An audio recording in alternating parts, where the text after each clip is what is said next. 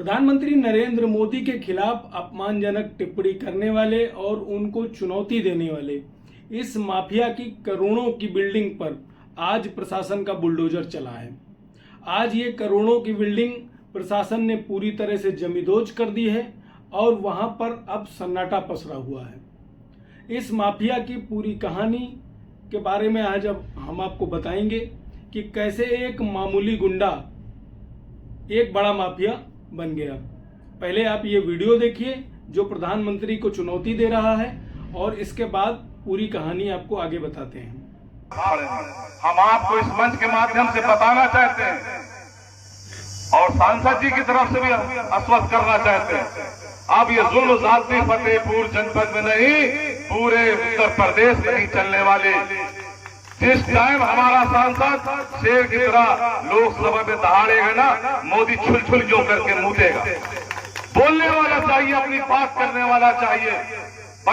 आपको बता दें कि फतेहपुर जनपद का रहने वाला रजा मोहम्मद पुत्र मोबिन ये शहर के पनी मोहल्ले में रहता था। वहां से इसने अपने अपराध की शुरुआत की। 1992 में पहली बार इस अपराधी के खिलाफ गैंगस्टर का मुकदमा पुलिस ने कायम किया था। वहां से अपराधों की जो शुरुआत हुई वो 2024 तक जब पहुंची तो वह लगभग 24 मुकदमों में तब्दील हो गई। ऐसा नहीं है कि ये मुकदमे सिर्फ एक सरकार के समय में हुए हों। मुकदमों की शुरुआत 1992 से शुरू हुई तो क्या भाजपा, क्या बसपा, क्या सपा और आज फिर भाजपा की सरकार है। लगभग सभी सरकारों में इसके खिलाफ गुंडा एक्ट, गैंगस्टर, मारपीट, डकैती, लोगों की जान लेने का प्रयास करना सहित गंभीर धाराओं में लगभग 24 मुकदमे दर्ज हैं। आश्चर्य ये रहा कि सिस्टम का इतना नकारापन रहा कि इस माफिया को कभी कोई जेल नहीं भेज पाया। पहली बार 2021 में लगभग 30 वर्ष तक, 3 दशक तक इस माफिया का सिक्का फतेहपुर जनपद में चलता रहा और इसके आगे पीछे ही पूरा सिस्टम, पूरी व्यवस्था, सत्ता और विपक्ष के नेता अगल बगल इसके नाचते रहे। इसके टेरर के आगे कोई बोलने की हिम्मत नहीं कर पाता था। 2021 में पहली बार एक भाजपा नेता जो अल्पसंख्यक प्रकोष्ठ से था, फैजान रिजवी, उसके साथ मारपीट करने के मामले में जब इसके खिलाफ एफआईआर हुई और उसका एक मारपीट का वीडियो वायरल हुआ तो एक तरह से सीधे सत्ता के नेता को सरेराह मारने पर खुली गुंडागर्दी नजर आ रही थी। उसके बाद इस मामले में जो उस समय के वर्तमान विधायक थे विक्रम सिंह, उन्होंने पहल की। तब पहली बार इस व्यक्ति को, इस अपराधी को पुलिस ने पकड़ा और जेल भेजा। वहां से शुरुआत हुई पहली बार इसके जेल जाने की। फिर इसने जेल से आकर पुनः जो अभी हाल में चुनाव हुए जिसमें फतेहपुर से सपा के सांसद जो नरेश उत्तम हैं वो विजयी हुए, उनका एक कार्यक्रम चल रहा था जो उनके जीतने पर, विजय होने पर एक उनका स्वागत जुलूस था। उसमें इस माफिया ने प्रधानमंत्री को चुनौती दे डाली। उसमें कहा कि जब ये मेरा सांसद संसद में पहुंचेगा तो मोदी छुल छुल मुतेगा। इस तरह की आपत्तिजनक टिप्पणी देश के प्रधानमंत्री के लिए, और सोचिए कि एक अपराधी जिसके खिलाफ पुलिसिया कार्यवाही चल रही हो, जिसके खिलाफ 24 मुकदमे दर्ज हों, वो कितना बेखौफ है कि वो प्रधानमंत्री के लिए ऐसे खतरनाक, ऐसे जो है शब्दों का प्रयोग कर रहा है। आज जो इमारत गिराई गई, उस इमारत गिराने की शुरुआत 2022 में हुई थी। प्रधानमंत्री नरेंद्र मोदी के खिलाफ टिप्पणी के बाद ये कार्यवाही हुई, ये निश्चित है, लेकिन इसके खिलाफ जो कार्यवाही का दौर चल रहा है वह लंबे समय से चल रहा है। 2021 में जब भाजपा नेता के साथ मारपीट का मामला हुआ, उसके बाद इसके संपत्तियों का ब्यौरा जुटाना शुरू किया और उस गैंगस्टर के मुकदमे में 3-4 लोगों को और शामिल किया गया। उस समय उत्तर प्रदेश की जो योगी आदित्यनाथ सरकार है उसकी जो जीरो टॉलरेंस की नीति है उस पर जब काम शुरू हुआ तो फतेहपुर में ऐसा नहीं है कि सिर्फ हाजी रजा के खिलाफ गैंगस्टर हुआ। गैंगस्टर में कई अपराधियों के खिलाफ कार्रवाई हुई। उसमें एजाज बक्सर जो भूमाफिया है उसकी 15 करोड़ की संपत्ति को कुर्क किया गया। उसी समय हाजी रजा की संपत्ति को भी कुर्क किया गया, लेकिन यह कुर्की महज एक दिखावा जैसी थी।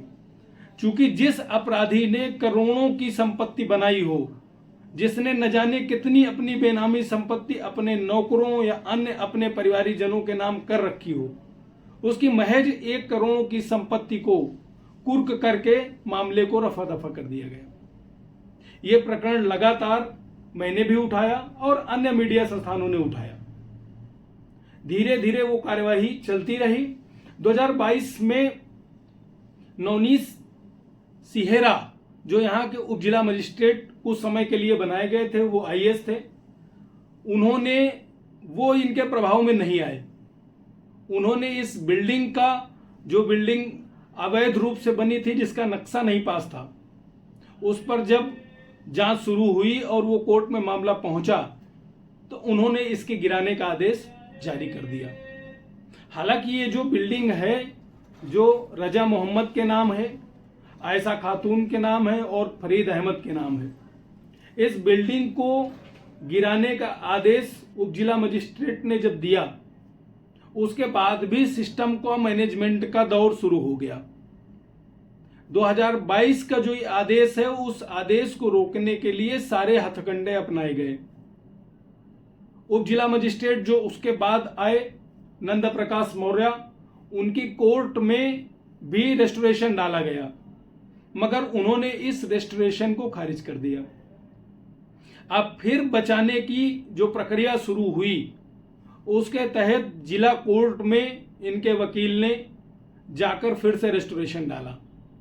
2022 से वह रेस्टोरेशन आज तक पेंडिंग था, जबकि यह इमारत जो अवैध तरीके से बनी थी उसका आदेश 2022 में हो गया था और प्रशासन को इसको तभी गिरा देना चाहिए था, लेकिन पूरा मौका एक अपराधी को दिया गया ताकि वो अपनी बचत कर सके। जब मामले पर प्रधानमंत्री के खिलाफ इसने टिप्पणी की तो पुनः मामलों की जांच शुरू हुई तो यह पाया गया कि एक ऐसा भी मामला है जो इसका पेंडिंग है। इस मामले में जब मीडिया ने पुनः इस मामले को उठाया तो इस मामले की तेजी से जांच शुरू हुई और आज ये बिल्डिंग धराशायी की गई है। इस अपराधी के जो और राज हैं उसमें पुलिस ने आज तक काम नहीं किया। इनका एक बड़ा गैंग है जिस गैंग में लगभग जैसे अतीक अहमद के गैंग में सैकड़ों लोग शामिल थे, वैसे इस गैंग में ऐसे करोड़पति कम से कम 100 की संख्या में होंगे जिनके पास अवैध संपत्ति, अचल और दोनों तरह की जो संपत्तियां हैं वो न जाने कितनी संपत्तियां हैं जो शहर में नहीं कई जिले में और कई प्रदेशों में हैं। लेकिन आज तक उनको जुटाने का, उनको खंगालने का जो पुलिस को काम मिला था उस पर प्रैक्टिकल में वर्क नहीं हुआ। जो गैंगस्टर का चार्ट था वो आज भी उसी स्थिति में बना हुआ है। लेकिन आज जब इस बहुमंजिला इमारत को पुलिस और प्रशासन ने मिलकर गिराया है जाकर, तो वहां स्वयं डीएमसी इंदुमती, पुलिस अधीक्षक धवल जायसवाल और एसडीएम सदर, ये सब लोग मौजूद थे। इस बिल्डिंग के गिरने के बाद लोगों को एक उम्मीद जगी है कि जो योगी आदित्यनाथ की सरकार में जीरो टॉलरेंस में काम चल रहा है उस पर काम आगे भी बढ़ेगा।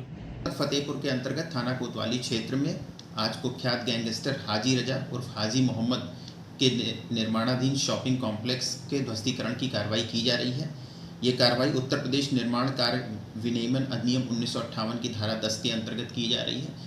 इसमें ध्वस्तीकरण की जो कार्रवाई हो रही है वो जो उस पर क्षेत्र में ये कंस्ट्रक्शन हुआ है और जो ज़मीन है उसकी कुल बाज़ार कीमत 20 करोड़ रुपए से अधिक है। हाजी रजा के ऊपर जनपद के अलग अलग थाना क्षेत्रों में 23 से अधिक मुकदमे पंजीकृत हैं। ये D69 गैंग का कुख्यात सदस्य है और ये थाने का हिस्ट्री शीटर भी है। इसके विरुद्ध जो भी मुकदमे पंजीकृत हैं उनमें विधिक कार्रवाई आगे भी की जा रही है और सभी पक्षों की जांच करके अग्रिम विधिक कार्रवाई हो रही है। वीडियो अगर पसंद आया हो तो लाइक, शेयर एंड सब्सक्राइब करना मत भूलिएगा ताकि आगे भी आपको ताज़ी अपडेट मिलती रहे।